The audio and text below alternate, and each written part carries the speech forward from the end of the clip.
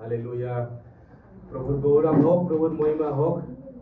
সত্যি বছরের শেষ রবিবার প্রভুর চরণতলে তিনি আসতে সাহায্য করেছেন এবং তার গৌরব, তার মহিমা করতে সাহায্য করে। প্রভুর ধন্যবাদ হোক, প্রভুর গুণগান হোক। আমরা জানি যে আজকে বছরের শেষ দিন, অনেক মানুষ অনেকভাবে ফুর্তি আনন্দ করবে, অনেক মানুষ অনেকভাবে এই বছরের শেষ দিন আনন্দ হবে। আমি দেখছিলাম গতকাল এক জায়গায় একটা মেসেজ দেখছিলাম, শুধু পার্টি, সারা রাত, রাত 9টা থেকে 2টো পর্যন্ত পার্টিতে খাওয়া দাওয়া মজ মস্তি করার জন্য 3300-3400 টাকা প্যাকেজ পাঠান। তো এইভাবে মানুষ আজকে পয়সাও ব্যয় করবে। তো কিন্তু আমরা আজকের দিন শেষ হয়ে গেলে আগামীকাল বছরের প্রথম দিন, একদম প্রথম দিন, ফ্রেশ, একদম নতুন বছর। তো আমরা কেমন ভাবে শুরু করতে চলেছি বছরকে, কেমন ভাবে আমাদের হৃদয়ে বরণ করছি আমরা, বা বরণ করব আমরা, কতটা প্রস্তুত? এবং আমাদের কি একবার ভাবা দরকার নেই যে এই যে বছর 364 দিন, 364 ডেজ মাইনাস হয়ে গেল, তাই না? হয়তো অনেক কিছু চিন্তা করেছিলাম, এটা করব, সেটা করব, এটাকে আমরা বিভিন্ন কিছু আমরা ভেবেছিলাম, বা জীবনে অনেক কিছু আমরা অ্যাচিভ করার পরিকল্পনা করেছিলাম। এটাকে আমি লক্ষ্যকে আমি এটা নেব, এটা করব। কতটা পেলাম বা কতটা করতে পারলাম, বা যতটা ভেবেছিলাম হলো কিনা, আমাদেরকে ভাবা দরকার। কেউ ভাই বল, মানুষকে কতটা ভালোবাসা দেখাতে পারলাম, কতটা যিশুর প্রেম তাদের কাছে বিলাতে পারলাম, এগুলো সব একজন বিশ্বাসী হিসাবে এগুলো আমাদেরকে ভাবা দরকার। কারণ সময় বয়ে যায়, বছর চলে যাচ্ছে জলের মতন, কিন্তু এই প্রত্যেকটা দিন আর আমরা ফিরে পাবো না, যা আমাদের জীবন থেকে মাইনাস হচ্ছে। কিন্তু প্রিয় ভাই বোন, যখন নতুন বছর শুরু হবে আগামীকাল, একবার কি আমরা ভাবতে পারি না পিছনটা কি পারলাম, ঈশ্বরের অনুগ্রহে কতটা আমরা জয় করতে পারলাম, বা কতটা আমরা ঈশ্বরের অনুগ্রহকে হারিয়ে ফেললাম, কতবার আমরা ওচট খেয়ে পড়ে গেলাম, আমাদেরকে আবার ঈশ্বরের হাত ধরে তুলি। একবার এগুলোকে ভাবা দরকার। বা কতবার আমরা অন্য মানুষের জীবনের ঘটনা দেখে আমরা প্রভাবিত হয়ে যাচ্ছি যে কেন জীবনে এরকম হচ্ছে, আমার জীবনে কেন ঘটছে না। প্রিয় ভাই বোন, আমরা বিশ্বাসী অনেক বিষয় থাকে যেগুলো আমাদের মনকে তোলপাড় করে দেয়।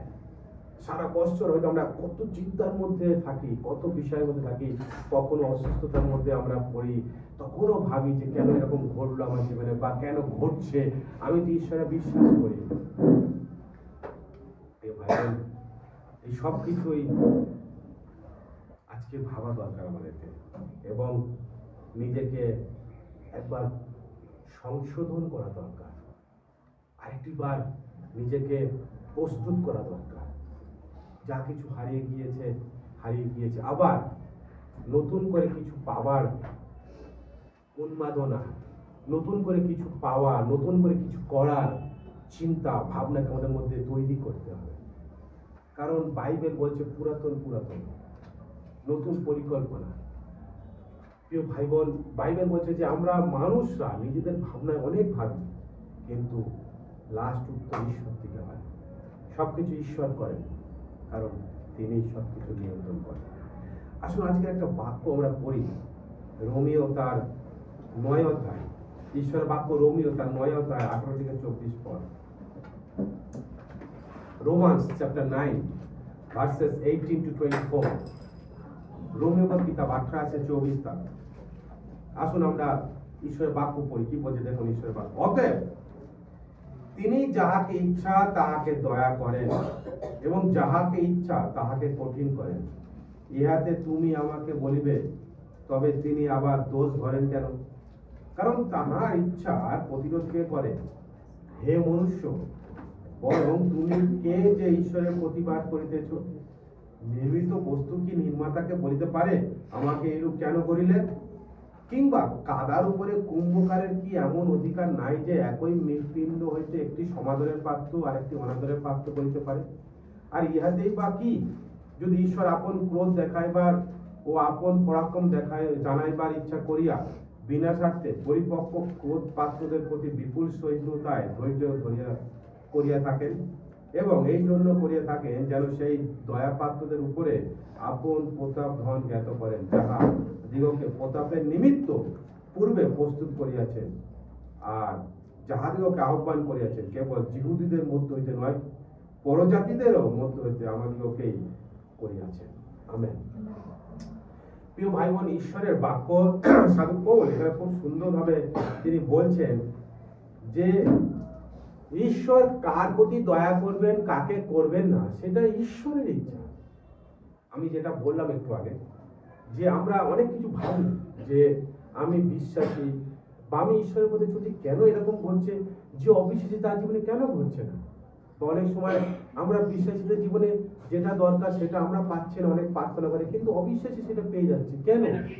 তো এই সমস্ত বিষয় আমাদেরকে ভাবনা করা কিছু নেই প্রিয় ভাই বোন, কারণ ঈশ্বর তিনি সর্বশক্তিমান, তিনি সৃষ্টির সবকিছু সৃষ্টিকারী, তার সবকিছুর উপর কর্তৃত্ব ক্ষমতা আছে।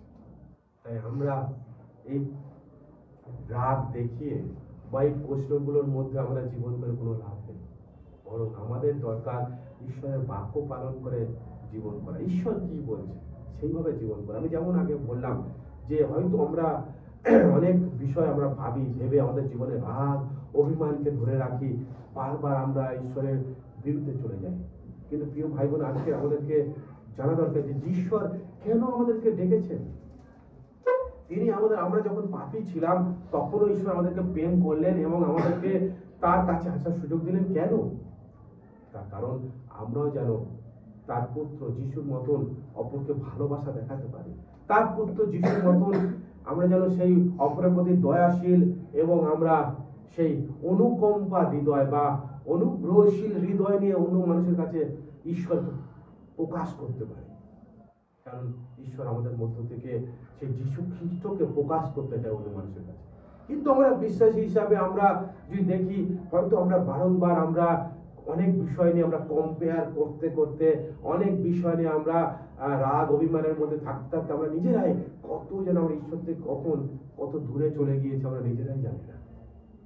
কিন্তু প্রিয় ভাই বোন, বছরের শেষে এটাই সময় নিজেকে মূল্যায়ন করা, নিজেকে ঈশ্বরের সামনে ফিরিয়ে আনা। কারণ কি, আমরা এইগুলো করে কিছুই করতে পারবো না, আমরা এগুলো করে কিছুই করতাম না। ঈশ্বরের বাক্য বলছে যে ঈশ্বর সেই কুম্ভকারের মতন, হ্যাঁ, কাকে সেই সরা বা কাকে সেই গামলা বানাবে বা কাকে মালসা বানাবে বা কাকে কুলি বানাবে সেটা তার ব্যাপার।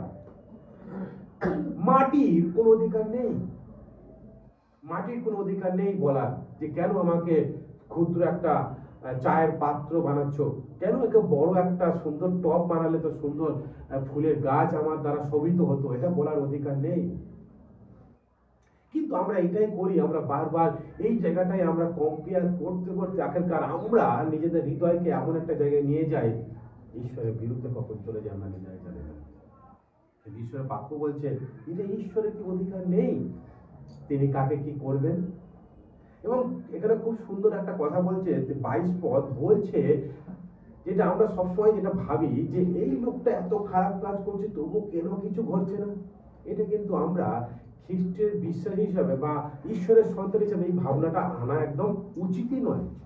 কারণ বাইবেল সে কথা বলছে, বাইবেল বলছে যে কোন দুষ্ট লোকের উপরে যখন সে শাস্তি পায় আমাদের উচিত নয় যে সেটা দেখে হাসা বা ঠিক হয়েছে আরো হোক এরকম বলা উচিতই নয়। কারণ ঈশ্বরের বাক্য বলছে তাহলে হয়তো সেইটা আমাদের উপরও আসতে পারে। আমাদের দরকার সবসময় যিশুর স্বভাব চরিত্র, করুণার হৃদয়, অনুগ্রহশীল হৃদয়, সেই যিশুর চোখ নিয়ে, যিশুর ভালোবাসার হৃদয় নিয়ে অন্যের কাছে যাওয়া, অন্যের দিকে তাকানো, এটা আমাদের গুরুত্বপূর্ণ। কারণ কি, ঈশ্বর আমাদের জীবন থেকে সেটাই চায়, কিন্তু আমরা আলাদা চাই, আমাদের চিন্তা ভাবনা আলাদা। কারণ আমরা রক্ত মাংসের মানুষ, আমরা বারবার এই জগতে থাকার সময় আমরা অন্যভাবে চিন্তা করি। সেই জন্য ঈশ্বরের বাক্য এখানে বলেছে যে একজন যে দুষ্টু বা যে মন্দ কাজ করছে, যার প্রতি মানে যে ঈশ্বরের ক্রোধ পাত্র, মানে তার কাজ দ্বারা ঈশ্বরের ক্রোধ জন্মাচ্ছে, তা সত্ত্বেও তার কিছু ঘটছে না। কেন ঈশ্বর এত ধৈর্য ধরে আছে? এটা ঈশ্বরের ব্যাপার, কারণ ঈশ্বর পরিকল্পনা আলাদা। প্রিয় ভাই বোন, হয়তো ঈশ্বর তার দ্বারা আরো মহৎ, আরো বড় কাজ করবে, তাকে এমন সাক্ষ্য বহন করাবে, সেই জন্য ঈশ্বর ধৈর্য ধরছে। আমরা জানি যে ঈশ্বরের যে প্রভু সেই শিষ্যগণকে কিভাবে মারা হচ্ছিল। আমরা জানেন প্রথম শতাব্দীর যারা প্রভুর বিশ্বাসী ছিল কিভাবে অত্যাচার করে মারা হয়েছে। তো কি কেন আমরা তাহলে কি বলবো? ঈশ্বর কি চোখ বন্ধ করেছিল? ঈশ্বরকে কিছু জানে না? ঈশ্বর জানেন। ঈশ্বর তার পরিকল্পনা আলাদা, আমাদের পরিকল্পনা আলাদা। তাই এখানে সাধু পৌল বলছে ঈশ্বরের পরিকল্পনা আলাদা ছিল বলে তাই আমরা যারা পরজাতি, মানে যারা জিহুদি নয়, আমরা তাই ঈশ্বরকে জানতে পেরেছি। কারণ কি? ঈশ্বর আমরা জানি, বাইবেল যদি দেখি, পুরাতন নিয়ম থেকে আমরা জানি যে ইসরায়েল জাতিকে ঈশ্বর মনোনীত করেছে। কারণ ইসরায়েল জাতিকে ঈশ্বর তার মনের মানুষ, তার মনের জাতি তৈরি করতে চেয়েছিল। কিন্তু ইসরায়েল জাতি বারংবার ঈশ্বরের অবাধ্য হয়েছে, ঈশ্বরের বিরুদ্ধে গিয়ে পাপ করেছে, ঈশ্বরের অন্তর্জ্বালা জন্মিয়েছে, ঈশ্বরের ক্রোধ উঠেছে তাদের উপরে, শাস্তিও দিয়েছে। তবুও ঈশ্বর তাদেরকে ধরে রাখার চেষ্টা করেছে। কিন্তু তা সত্ত্বেও দেখা গেল সেই যে মনোনীত জাতি থেকেও ঈশ্বর আবার পর জাতিদেরকে ভালোবাসলো, মানে আমাদের মতন যারা ঈশ্বরকে আগে থেকে জানি না, যারা আমরা ঈশ্বরকে আমাদের প্রথম ধ্যান জ্ঞান করিনি, আমরা কি ঈশ্বর থেকে আলাদা ছিলাম, আমরা ঈশ্বরকে হাত ধরেছি, আমরা বিভিন্ন কিছুর মধ্য দিয়ে আমরা ঈশ্বরকে পাওয়ার চেষ্টা করেছি, এখনো যেমন অন্য মানুষরা করে। আমরা ঈশ্বরকে পাওয়ার চেষ্টা করেছি, আমরা চিন্তা করিনি যে কিভাবে ঈশ্বরকে পাবো। কিন্তু আমরা আজকে জেনেছি যে ঈশ্বরের কাছে যাওয়ার সহজ রাস্তা কি? প্রভু যীশু খ্রিস্টের মধ্য দিয়ে ঈশ্বরের কাছে যাওয়ার সহজ রাস্তা, তাকে বিশ্বাসের মধ্য দিয়ে পাপের ক্ষমা পেয়ে স্বর্গে যাওয়ার সহজ রাস্তা। এটাই সাধু পৌল বলছে যে আজকে সেই জিহুদীদের মধ্যে এটা গুপ্ত রাখেনি ঈশ্বর, কিন্তু আমাদের কাছে সেটা খুলে দিয়েছে। আমরা যার পরজাতি, এটা ঈশ্বরের দয়া। প্রিয় ভাই বোন, তাই আমরা বিভিন্ন কিছু নিয়ে বিচার করতে পারি না। আমরা মানুষরা, আমরা হিউম্যান বিংস, আমরা মানুষরা ঈশ্বরের সামনে কি ঈশ্বরের বাক্য বলছে যে আমরা ধূলিকণার ন্যায়, বায়ুর ন্যায় উড়ে চলে যাব, কোথায় চলে যাবো তার ঠিক নেই। কিন্তু তবুও ঈশ্বর আমাদেরকে স্মরণ করেন, কারণ ঈশ্বর আমাদেরকে ভালোবাসেন, কারণ তিনি আমাদেরকে সৃষ্টি করেছেন। তাই প্রিয় ভাই বোন, আমাদের এই জীবনে অনেক কিছু চিন্তা থাকতে পারে, কিন্তু আমাদের প্রধান চিন্তা, প্রধান জীবন হওয়া দরকার প্রভু যিশুর চরিত্রগুলোর মতন দয়াশীল, অনুগ্রহের হৃদয়, অপরের প্রতি ভালোবাসার হৃদয়। আজকের ঈশ্বর যখন আমাদের জীবনে একটি বছর আগামীকাল যুক্ত করবে, নিজেকে দেখতে হবে তো প্রভুর সামনে। প্রিয় ভাই বোন, এতদিন একভাবে জীবন করতে পারেন আপনি, হয়তো আপনার চোখ কান বদ্ধ ছিল, বা আপনি অপরের যুক্তিতে, অপরের চিন্তায় চলেছেন, কিন্তু আজকের আপনাকে ঈশ্বরের চিন্তায় আসতে হবে। প্রভু যিশুর চরিত্রকে আপনার জীবনে প্রস্ফুটিত করতে হবে, কারণ ঈশ্বর সেই রূপ চায়। ঈশ্বর প্রভুর মতন চরিত্র যেন আপনার জীবনে হয়, সেই রূপ দেখতে চায়। কারণ ঈশ্বর আপনাকে ভালোবাসে, আমরা তার সন্তান। প্রিয় ভাই বোন, সেই যারা জানে না, অন্ধকার আছে, তাদের মতন চরিত্র থাকলে হবে না। তুলনা করা জীবন, হিংসা করা জীবন, অপরের উন্নতিতে ঈর্ষা হওয়া জীবন, অপরের নামে সমালোচনার জীবন, আঙুল তোলার জীবন, এইরূপ করতে করতে প্রিয় ভাই বোন আমরা শেষ হয়ে যাব। ঈশ্বর এগুলো পছন্দ করে না। ঈশ্বর বাক্য এইরূপ কথা বলছে হিতোপদেশে। ঈশ্বর যে বিষয়গুলো ঘৃণা করে তার মধ্যে এই বিষয়গুলো আছে। ঈশ্বর এগুলো পছন্দ করে না। তাই প্রিয় ভাই বোন, আমরা এগুলো নিয়ে ভাবিত হব না, কার জীবনে কি করছে। সবসময় নিজেকে ঈশ্বরের সামনে রাখতে হবে। প্রিয় ভাই বোন, নিজেকে দেখতে হবে ঈশ্বর কার প্রতি দয়া করলো, কার প্রতি করলো না, এটা ঈশ্বরের ইচ্ছা। আমরা নিজেদের মুখ দ্বারা, নিজেদের চিন্তা দ্বারা যদি আমরা বারবার ঈশ্বরের বিরুদ্ধে যাই, এটা আমাদের লস, আমাদের জীবনে ক্ষতি। আমরা ঈশ্বর থেকে আরো দূরে চলে যাই আমরা এইভাবে, এবং আমাদের আত্মিক জীবন আস্তে আস্তে নিজের দিকে নেমে যায়। তাই প্রিয় ভাই বোন, আমি চাই এই নতুন বৎসর যখন আসছে, এই 2023 সাল যেভাবে গিয়েছে সেটাকে ভুলে গিয়ে 2024 সালে নতুন চিন্তার মধ্যে দিয়ে আমরা জীবন শুরু করব। আপনার হৃদয়কে, আপনার স্বভাব চরিত্রকে প্রভুর মতন সেই করুণাময়, মানুষের প্রতি করুণার চোখ, মানুষের প্রতি ভালোবাসার চোখ, মানুষের প্রতি অনুগ্রহের চোখ হোক, যেন আপনি মানুষকে ভালোবাসতে পারেন, মানুষকে সেই রূপ দেখতে পারেন, মানুষের কষ্টে দুঃখে তার পাশে আপনার যেটুকুনি সামর্থ্য আছে সেইভাবে আপনি দাঁড়াতে পারেন, কিছু না পারেন অন্তত প্রার্থনা করতে পারেন। আমাদেরকে এই রূপ হতে হবে প্রিয় ভাই, কারণ এটাই আমাদের জীবনের প্রধান গুরুত্বপূর্ণ বিষয়। আমি চাই পিছন দিকে আর চিন্তা করলে হবে না। আমরা মানুষের সমালোচনা কিছু করতে পারবো না প্রিয় ভাই বোন।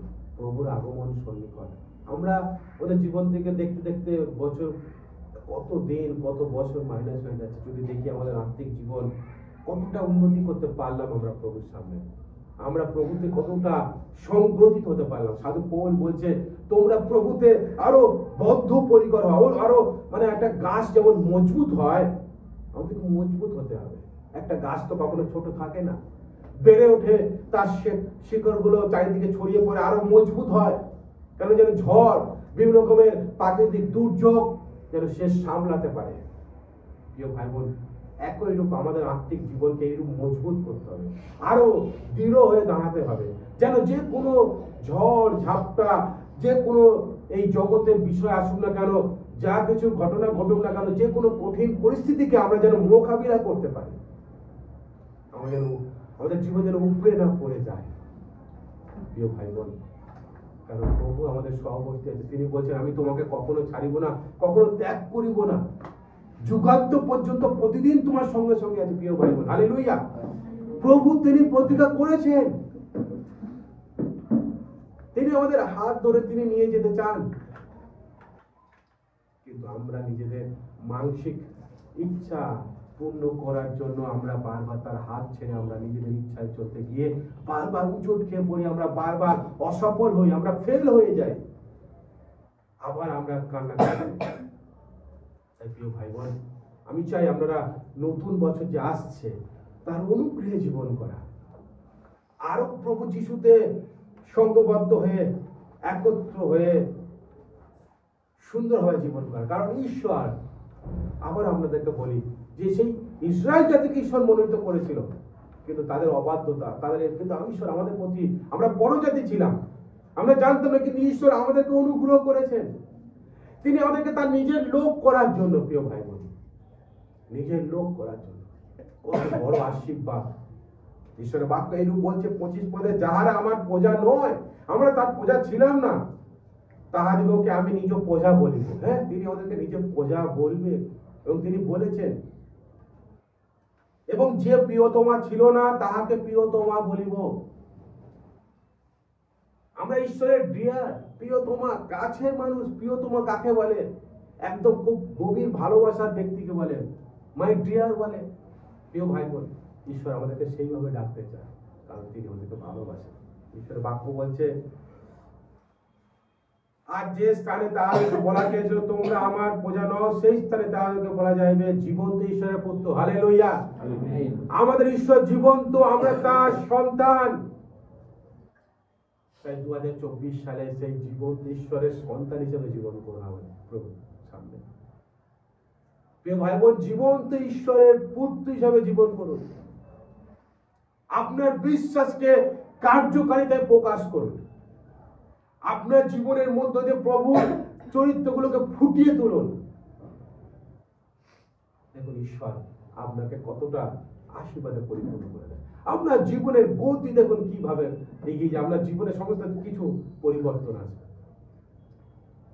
আসুন প্রিয় ভাই বোন, আমি চাই আপনার 2023 সালে যা কিছু লস্ট, যা কিছু হারিয়েছেন, যা কিছু মাইনাস হয়েছে, আপনি সেইগুলোর দিকে না তাকিয়ে আগামী দিন নতুন উদ্যোগের সঙ্গে, নতুন চিন্তা ভাবনার সঙ্গে আপনার চিন্তা ভাবনাকে পরিবর্তন করে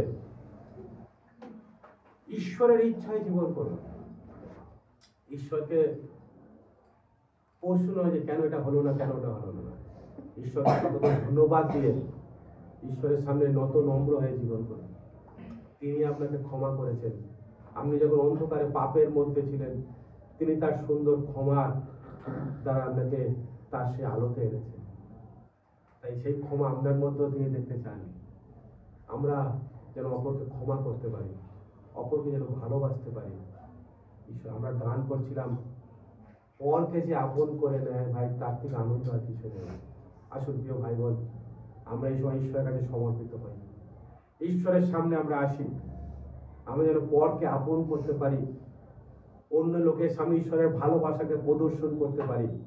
যিশুর সেই চরিত্র, করুণার হৃদয়, দয়ার হৃদয়, অনুগ্রহের সেই যে হৃদয়, সে যেন প্রকাশ করতে পারি। অপরের জন্য যেন প্রার্থনা করতে পারি, অপরের জন্য যেন আনন্দ, অপরের জন্য দুঃখ করতে পারি। বাইবেলে সে কথা বলে যে রোদন করছে তার জন্য তার সঙ্গে রোদন করো, যে আনন্দ করছে তার সঙ্গে আবার আনন্দও করো। আসুন প্রিয় ভাই বোন, আমরা সেই প্রভুর মতন আমরা যেন সেই রূপ ব্যক্তি হতে পারি যার মধ্য দিয়ে ঈশ্বর গৌরবান্বিত হয়। আসুন আমরা ঈশ্বরের গৌরবের জন্য 2024 সালে জীবন করবো, এই চিন্তা নিয়ে আমরা নিজের হৃদয়কে প্রস্তুত করি এবং বর্ষকে সেইভাবে আমরা বরণ করার জন্য প্রস্তুত হই। আসুন প্রার্থনা যাই। প্রভু, তোমাকে ধন্যবাদ, তোমাকে গৌরব, প্রশংসা, মহিমা করি। অনাদি অনন্ত ঈশ্বর, আমরা বারবার প্রভু আমরা ভুলে যাই যে তুমি সমস্ত সৃষ্টির মালিক। আমরা নিজেরা আমরা তুলনা করতে চাই, বাদ বিচার করতে চাই, করতে করতে আমরা আত্মিকভাবে পতিত হয়ে যাই। আমরা নিচের দিকে নেমেই যাই প্রভু। আখেরকার কোনো লাভ হয় না, শুধু মনটাই দুঃখ হয় আর হৃদয়টা ভেঙে যায়। কিন্তু প্রভু, আমরা আগত নতুন বছর থেকে নতুন ভাবে চিন্তা ভাবনা নিয়ে চলতে চাই, নতুন ভাবনা নিয়ে আমরা এগিয়ে যেতে চাই প্রভু। তোমার চিন্তা ভাবনা আমাদের মধ্যে তুমি পোষণ করো প্রভু, তোমার চিন্তাধারা আমাদের মধ্যে দাও, তোমার সেই হৃদয় দাও, প্রেমের হৃদয়, দয়ার হৃদয়, করুণার হৃদয়, অনুগ্রহশালীর হৃদয়, অনুকম্পার হৃদয়। অপরের জন্য যেন আমরা ভাবনা ভাবতে পারি, অপরের দুঃখে দুঃখিত, অপরের আনন্দে আনন্দিত হতে পারি। তুমি আশীর্বাদ করো, আমাদের তোমার সেই চরিত্রগুলোকে ফুটিয়ে তুলতে পারি এবং ঈশ্বর যেন আমাদের মধ্যে দিয়ে গৌরবান্বিত হয়। তুমি আশীর্বাদ করো প্রভু। আমাদের নিজেদের জন্য জীবন নয়, এই পৃথিবীতে বেঁচে আছি তোমার গৌরবের জন্য, তাই তোমার জন্য জীবন করতে সাহায্য করো, আশীর্বাদ করো পিতা ঈশ্বর। আমরা যেন তোমার বিশ্বাসী, আমরা যেন সেই তোমার জীবন্ত ঈশ্বরের পুত্র এই রূপে যেন জীবন করতে পারি, এই রূপে যেন আমরা এই জগতে প্রকাশ করতে পারি যে আমরা জীবন্ত ঈশ্বরের সন্তান। প্রভু, তুমি আশীর্বাদ করো আমাদের দ্বারা, তোমার সেই জীবন্ত সেই প্রভুকে সেই তুমি যে জীবন্ত আছো সেটা ফুটিয়ে তোলো প্রভু আমাদের জীবন দ্বারা। আশীর্বাদ করো, পাপ অপরাধ ক্ষমা করো, ভুল ত্রুটি মার্জনা করো, সমস্ত নেগেটিভ বিষয়কে যিশু নামে দূর করো, সমস্ত পজিটিভ চিন্তা ভাবনাকে দাও, সমস্ত নতুন উদ্যমকে দাও প্রভু, যেন আমরা কাল থেকে নতুন ভাবে চিন্তা নিয়ে শুরু করতে পারি। এই বছরকে প্রভুকে আরো যেন আশীর্বাদময় যে আমাদের জীবনে হতে পারে, তুমি আশীর্বাদ করো। আত্মিকভাবে আরো আমরা বৃদ্ধি পেতে চাই, সংগ্রথিত হতে চাই প্রভু, আমরা আরো বদ্ধমূল হয়ে দাঁড়িয়ে থাকতে চাই। তুমি আশীর্বাদ করো যেন আমাদের মধ্য দিয়ে তোমার মহিমা, তোমার গৌরব হয় প্রভু। আমাদের প্রত্যেকের সঙ্গে থাকো, প্রত্যেকের হৃদয়কে তোমাদের সমর্পণ করলাম।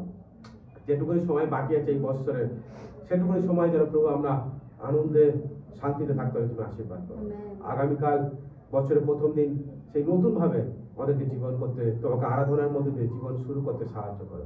সকল গৌরব মহিমা তোমাকে দিয়ে আমাদের আত্মাকে তোমাদের গচ্ছিত রেখে আশীর্বাদের সঙ্গে প্রার্থনা যীশু খ্রিস্ট তোমার নামে চাই, আমেন। আসুন আমরা প্রভুর শেখানো প্রার্থনা করি। হে আমাদের স্বর্গস্থ পিতা, তোমার নাম পবিত্র হলে মান্য হোক, তোমার রাজ্য আসুক, তোমার ইচ্ছা স্বর্গে তার পৃথিবীতে সিদ্ধ হোক। আজ আমাদের প্রয়োজনীয় খাদ্য আজ আমাদেরকে দাও, আর আমাদের পাপ সকল ক্ষমা করো, যেমন আমরা আপন আপন অপরাধীকে ক্ষমা করেছি। আর আমাদের পরীক্ষা আনিও না, কিন্তু মন থেকে রক্ষা করো, রাজ্য, পরাক্রম, মহিমা যুগে যুগে তোমার, আমেন। আসুন আমরা আশীর্বাদ গ্রহণ করি, মাথা নিচু করে এখন থেকে পিতা ঈশ্বরের প্রেম, প্রভু যীশু খ্রিস্ট অনুগ্রহ, পবিত্রতা, সহভাগিতা, শান্তি, চালনা, প্রেরণা আমাদের প্রত্যেকের সঙ্গে, যত খ্রিস্ট বিশ্বাসী সারা পৃথিবীতে আছে, দিন দুঃখী, অসহায়, অনাথ মানুষ যারা আছে তাদের সঙ্গে এখন থেকে প্রভুর দ্বিতীয় আগমন পর্যন্ত নিত্য নিত্য বিরাজ করুন, আমেন। প্রভু প্রত্যেকের সহবর্তী হোক, প্রভু শান্তি প্রত্যেকের উপর বর্তুক, আমেন। জয় যিশু। সবাই ভালো থাকেন, ঈশ্বর আমাদের আশীর্বাদ।